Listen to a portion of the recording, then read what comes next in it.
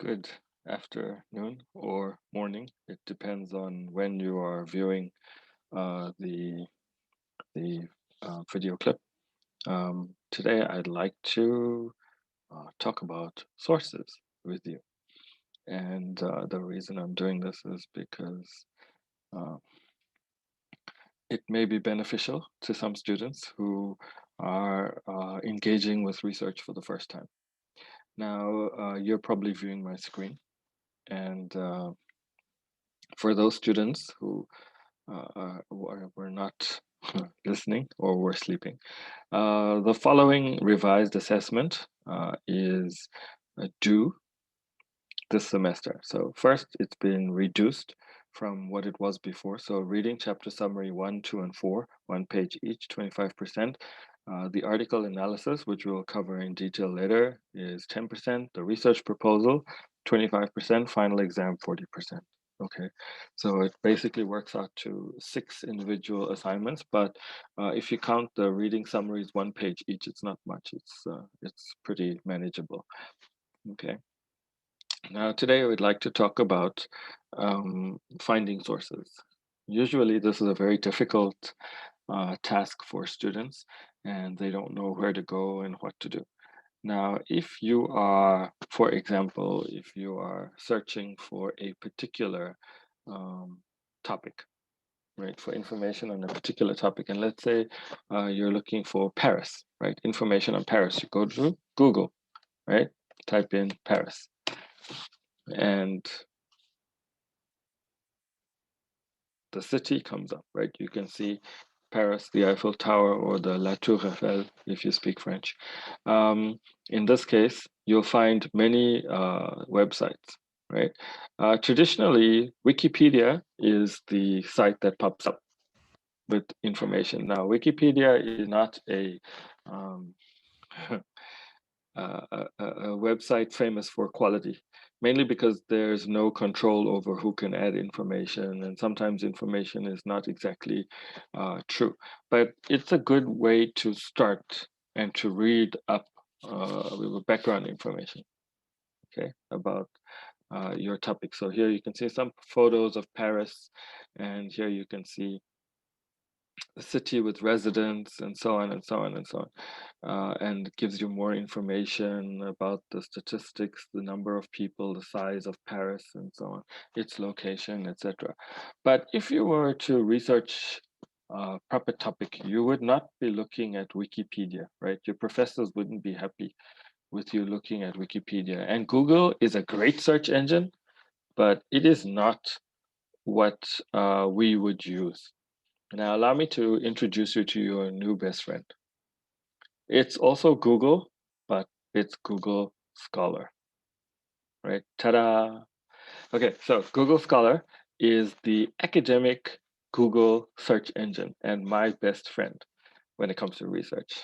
Okay, so you can see it's got a little search box and so on. So at the bottom, it's got a expression stand on the shoulders of giants, which means we continue the work of previous researchers. And in our search box, we can search for anything we want, right? As you can see, my name is there. So if you search for me, you'll find some of the articles that I wrote. They are very boring. And if you would like to fall asleep, you're welcome to try and read them. It will knock you out very quickly. Um, but yeah, so let's look for a proper topic, right? Let's say language teaching. We look at language teaching. So it gave us 3.8 million results in 0.04 seconds. That was really fast. So here you have your, for example, these are a lot of books. Let's say, um, okay, let's say here, right? So here, this is your title, right, of the article. This here are the authors, the journal name and year, right? And at the bottom, if you come down here, these little inverted commas, if you click on them, it says cite. Now the citations, there are different styles of citations, right? MLA, APA, we use APA because it's the sciences and it is what is used. Theology uses Chicago or Harvard, but in the sciences, we stick with APA. and education for that matter, right? You'll be teaching your students about this later. So you can see this article was cited by 187 people.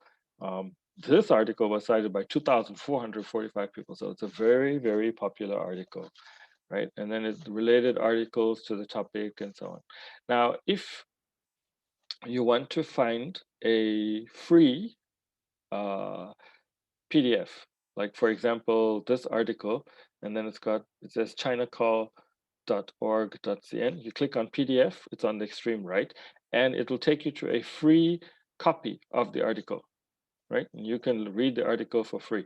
Now, that's one of the great features that I love about Google Scholar is that sometimes the PDFs are available for free and Google Scholar puts it up, right? Like this one's TESOL Canada, this one's psu.edu. It's also available for paying. So if your university has a lot of money, then they will pay and you can get it. If not, sometimes Google Scholar, it's not illegal. They'll put the free sources on the extreme right-hand side, right? Which is here where you're looking. Then we can refine our search. Now, if you are searching for information, it's always best to do it, um, let's say within the last 10 years, right? So we start, let's say 2011, 2010, around there. You can select the time and alter around here, and also do relevance and so on and so on. So Google Scholar is different from Google itself in that Google is a general search engine. Google Scholar is a particular search engine that deals only with research and academic activities that were conducted, like conferences, journal articles, books, scholarly, hence scholar, right? Now, uh, also our library at Heidelberg College, let's say you're off campus, so you'll type in HCHE library and search for that, right? Then you get all the searches pop up. You go to library at Heidelberg, you click on it. It'll take you to our library website or um, the campus website. And the internet is a little slow. I'm not sure why. Let's try that again. Oops. Let's go back. 1 second. There we go. So we go to EBSCO, right? EBSCO is a search engine that the library uses. Right? Click on library, on EBSCO, sorry. It'll say select resource. At the bottom, it says EBSCO hosts research database, right? Click on that. It'll take you to another page which will ask you to select which databases. Just click on select all and continue. And that will take you to the main search page. Now in this box, let's say we search for the same thing, language teaching methods, right? Uh, click on search and voila. It shows you all the search results, right? 2,518 articles on your topic. Now, these extra boxes here, you can use these to refine your search. So you can add the author's name or the subject and so on. And then when you find it, you can reduce the number of return pages, right? So if you click on full text, right? If you click on full text, it reduces. Now you have 814. And you can further reduce that. So let's say 1927 is too long. Let's say we want to reduce it to, let's say 2003, okay, the last 17 years. So we've now cut it down to 386 articles, which is more manageable than what was previously. And if we want just academic journal, nothing else, no magazines or newspapers, then we've now cut it down to 235, very manageable. Okay, so on your left here, you'll find a lot of ways to refine your search, right? You can go through it and you can look at subject, age, language, databases and so on. ERIC is a great database because it's oftentimes the articles are free, and you can search there, right? You got 198 articles now, even better. So this is EBSCO host is something that the college pays for and that is available for you for free, to you for free. And you can search through your results and find information that is related to your topic easily, whereas previously it was very difficult. If you can't get access, then of course Google Scholar, your like I said, your best friend. Okay, and my best friend too. So you're welcome to use this. Like I said, the quality of your paper depends on the quality of your sources. If you have good sources, you have a good paper, and you will be using this in great, um, well, you'll be using this a lot in your future research and so on. Okay, so I hope this was beneficial to you.